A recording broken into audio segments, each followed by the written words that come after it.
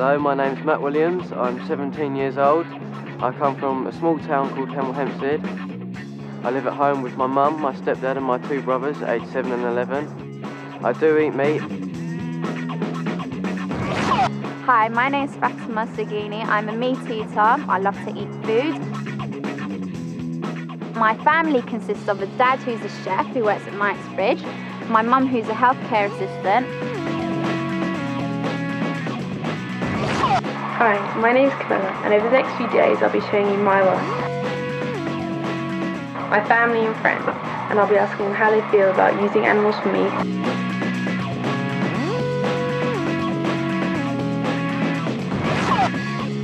I'm Alan Magar. I'm a performing arts student from Birmingham.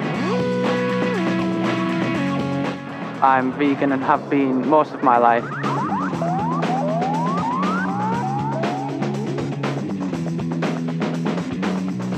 Hello, I'm Tim Cash. Now today I'm not here to tell you about the latest burning issues in the music industry or who Britney Spears married this week, but instead to talk about something that as a carnivore, as a meat eater, a subject that is quite close to my heart. We're going to be discussing meat production. I mean, how is meat produced? Is the increase in global consumption of meat causing an adverse effect on the planet? Are there moral issues with kind of raising battery hens and keeping animals in captivity and raising them through intensive farming? Do I care where my meat comes from? Matt, Camilla, Fatima and Alan were given a camera for a couple of weeks and some difficult questions to answer. They went out to investigate how meat ends up on their plate. They visited farms, supermarkets, kitchens and restaurants. They interviewed experts including a GP, a philosopher, an animal behaviourist, an environmental expert and a chicken catcher. This film is all about what they discovered.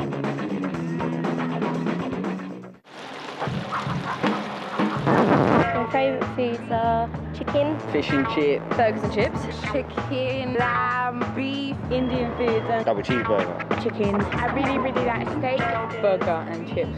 chicken pasta, Chicken, roast. Burger King, McDonald's, Burger King. McDonald's, McDonald's. McDonald's and KFC. McDonald's. Cheap and easy, junk food. Any sort of meat really. I love meat. I eat meat. Meaty.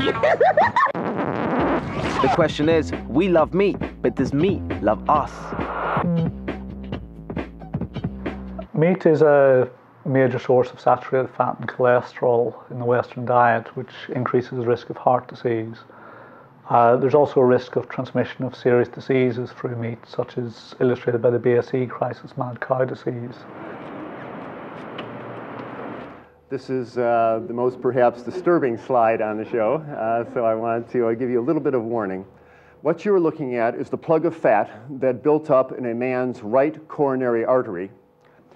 And as the months and years went by, the fat crowded in on his blood flow channel, till finally only the small dark area was left for the blood to flow through. And when a clot formed here, it stopped the blood flow to his heart, stopped his heart, and bought him a ticket to the autopsy table.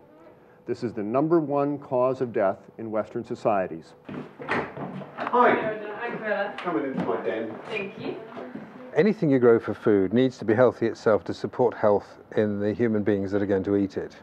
To be healthy, animals in particular need to be given time and space in which to grow and food that they're used to. And as soon as you start interfering with that to the extent that we have done in the last 100 years, there's bound to be something will go wrong.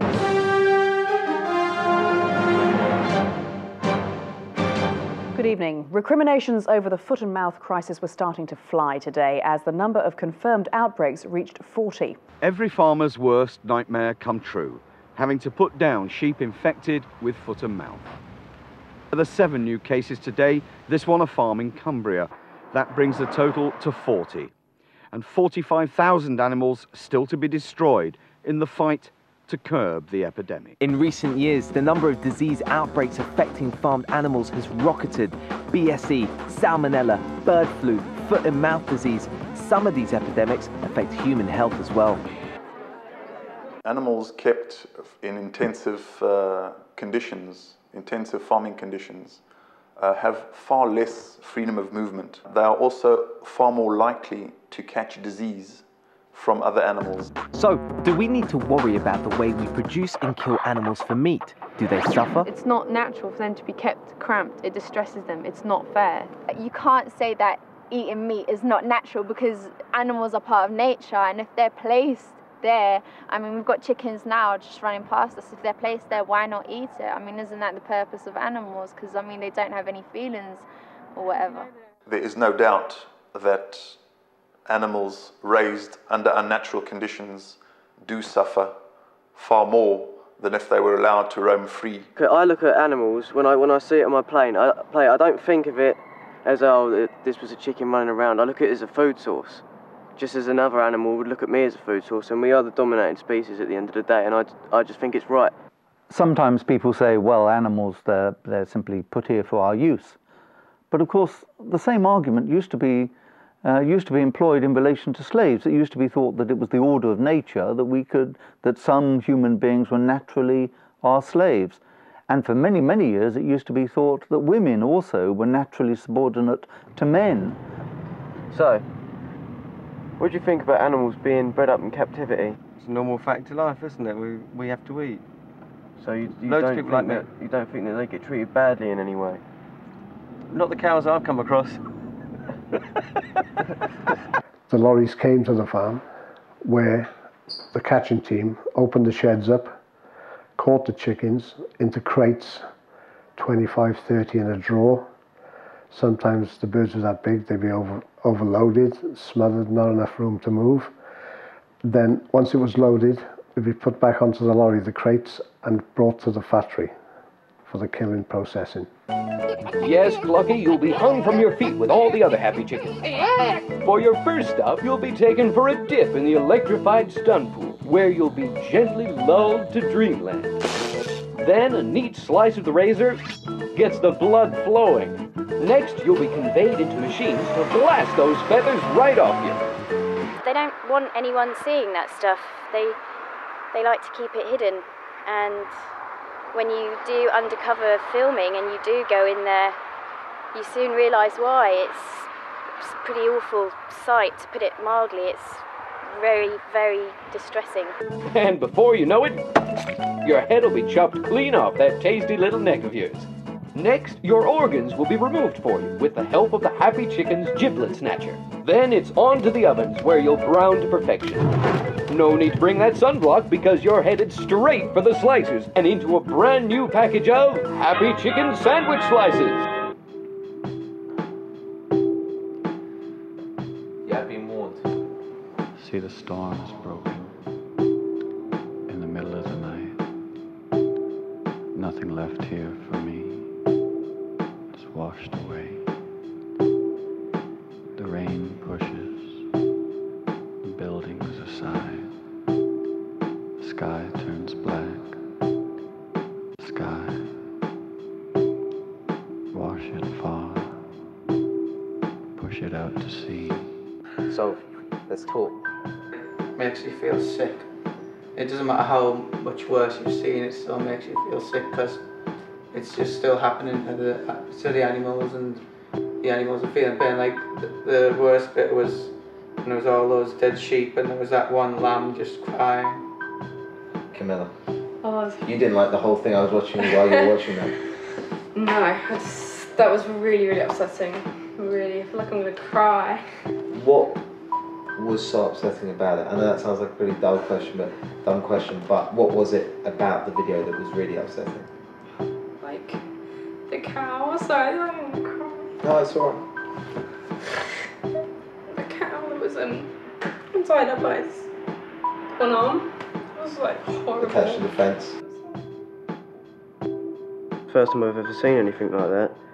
The bit that got to me the most was the pig, when the geese was beat. I don't think there's any need to do that really, to hit the animals and beat them up like that and like, kick them and pull them by their ears and stuff. Well, it was a bit too much really.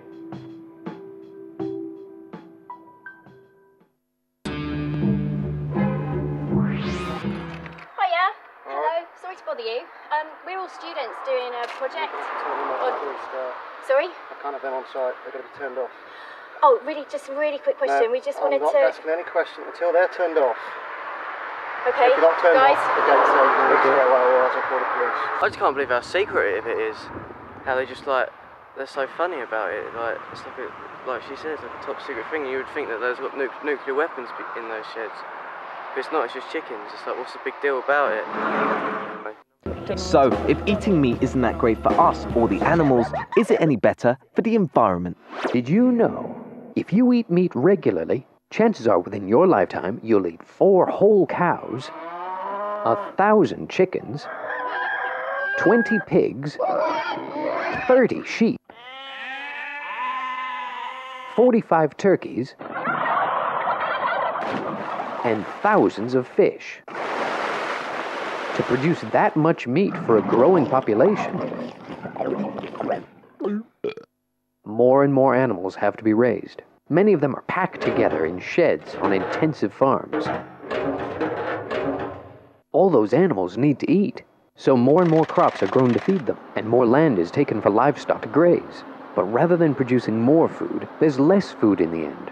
You could feed far more people by growing those crops for people. Our planet already faces dangerous water shortages, and raising animals takes far more water than simply growing crops and vegetables. Breeding so many animals causes massive environmental problems. Around the world, intensive farming produces 13 billion tons of liquid manure a year. Whew. It seeps into rivers, polluting water and killing fish. The more hamburgers and steaks and ribs and drumsticks and lamb chops we eat, the worse these problems will become. But we do have a choice. We have the power to stop this devastation of our environment. So, if eating factory farmed meat is not really that good for us, the animals, or the planet, what should we eat instead? Is organic or free range the way forward? Organic and free range, people get mixed up. Organic is about minimizing the amount of chemicals that go into meat production. It's essentially a human health thing, and it helps the environment. Free range is a welfare thing. It's about giving animals more space. Both of them help the animals to some extent, but under both systems, animals are still very crowded, they get stressed, they get diseased, and at the end of the day, they get put on a truck and taken to a killing factory and have their throats cut. So, you know, we see these terms on the shelves, free range organic, they're not the answer. I enjoy it. What about, quite simply, eating less meat? Or if not, cutting it out of your diet? Meat, fish and animal byproducts should be considered luxury items. They're not essentials. They were before we had more nutritional knowledge that we do possess now. There are perfectly acceptable vegetarian and vegan ways of going forward. Can you be healthy and eat just vegetables? Are you going to get all the vitamins you need? A plant-based diet can provide every known nutritional requirement for humans, and this has been studied very extensively. You don't even need to be particularly careful, you don't need to be an expert in nutrition. If you eat a wide variety of plant foods, you'll get everything you need. I think people who think it's wimpy to be vegan have got it completely wrong. I ran for England as an athlete. I've done martial arts all my life, weightlifting and kung fu. I've now just taken up boxing at the age of 46 years old, and I can still outrun most people half my age. Body language. Ooh. So I don't think it's wimpy at all. In fact, if you look at it, some of the strongest animals in the world are vegan. The gorilla, the elephant, you know. Go and tell a gorilla that it's wimpy to be a vegan. People who worry about the adequacy of a vegetarian diet have got the situation entirely the wrong way up. What they should worry about is the excess of a meat-based diet. I've treated an awful lot of people whose problem has been fundamentally the clutter in their bloodstream from customarily eating just an ordinary amount of meat. And when they stop eating any, at least for a trial period of a few months, their bodies start to clean up.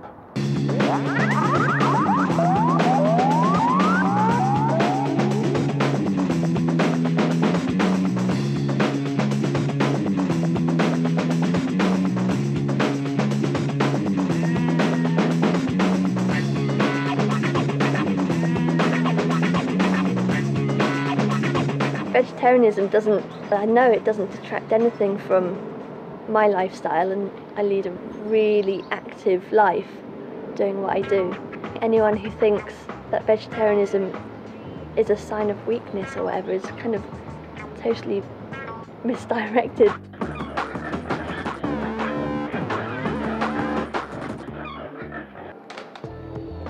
I'm not asking everybody to be perfect, because nobody is, but at least be aware, be conscious of what you're doing within this community, within this world, and the power that we have, and take steps. Take steps, man. We got to take steps. Peace. A lot of people think that vegans are like these recluses who are too sensitive to handle the world, and that's not the case at all. We're very fiery, cool people.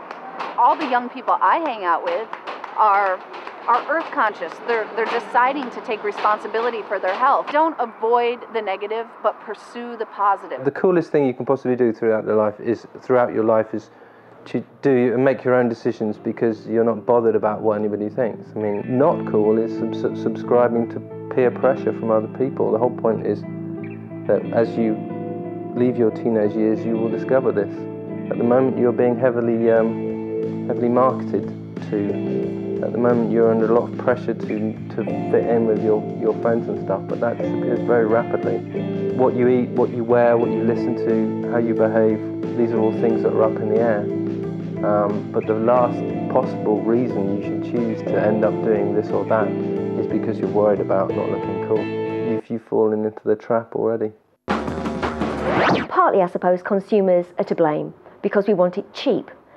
I think the question that we have to ask ourselves, and in fact the question that we have to ask the people who sell us meat, is if it's cheap, why is it cheap? What corners have been cut?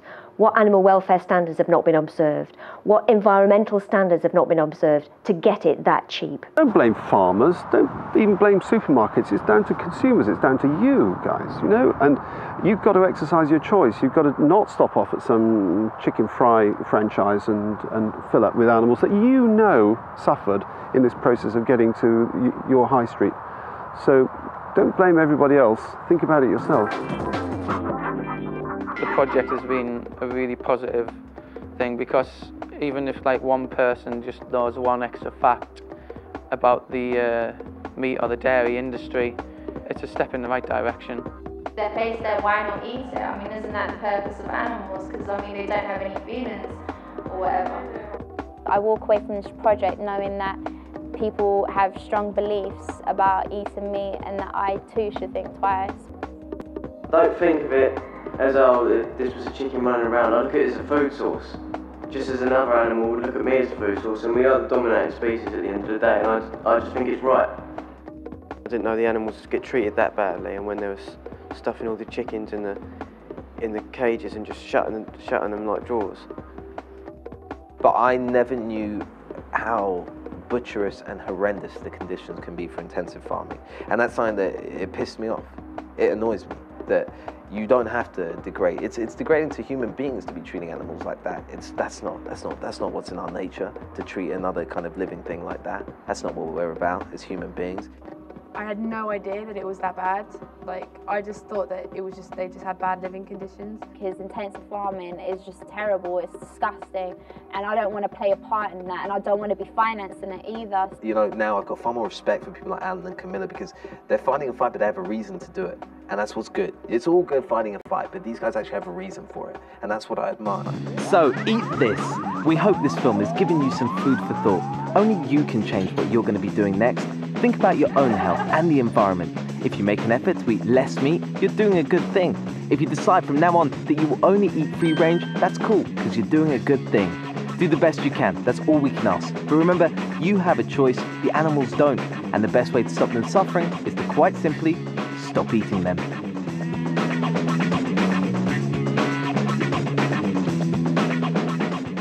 I've got nobody's inside me, all of me is me. I will not eat nobody else, so I am what you see. I do not plan to eat dead sheep, I will not eat a hen.